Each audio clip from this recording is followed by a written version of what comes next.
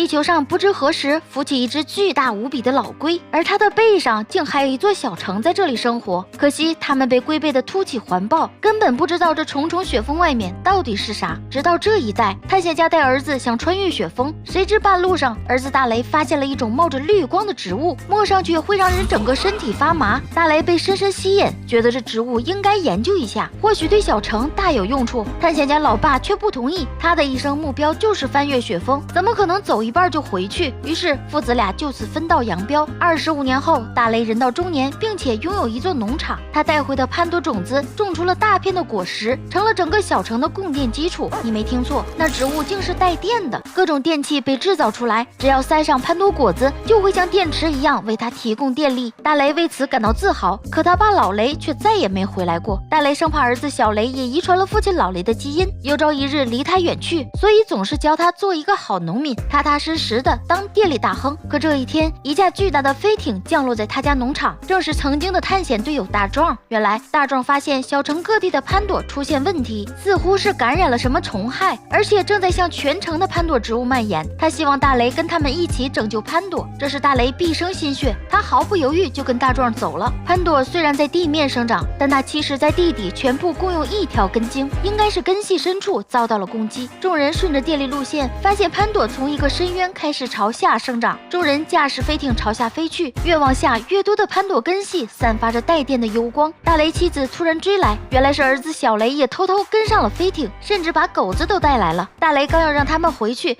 突然就出现一批粉色怪鸟朝他们发起攻击，驾驶员被打死，还好大雷妻子一直酷爱飞行，这才勉强稳住了飞艇。但他们依旧以极快的速度朝下方坠落，在穿过一层软乎的隔膜后，他们竟然来到一个肉粉色的世界。大雷被甩落，飞艇继续前冲，最后惊险的在一处悬崖停下。他很惊讶，生活一辈子的地方，地底下竟然有这么一个神奇的世界。天上有一串串飞鱼划过，地面上也到处是奇怪的生物在移动，而潘多巨大无比的根系正在远方盘根错节。突然一个蓝娃跑上来抢他围巾，大雷被赏了一个逼斗，狗子拼命追上去，谁知蓝娃像是巡查小兵，突然叫来八爪怪支援，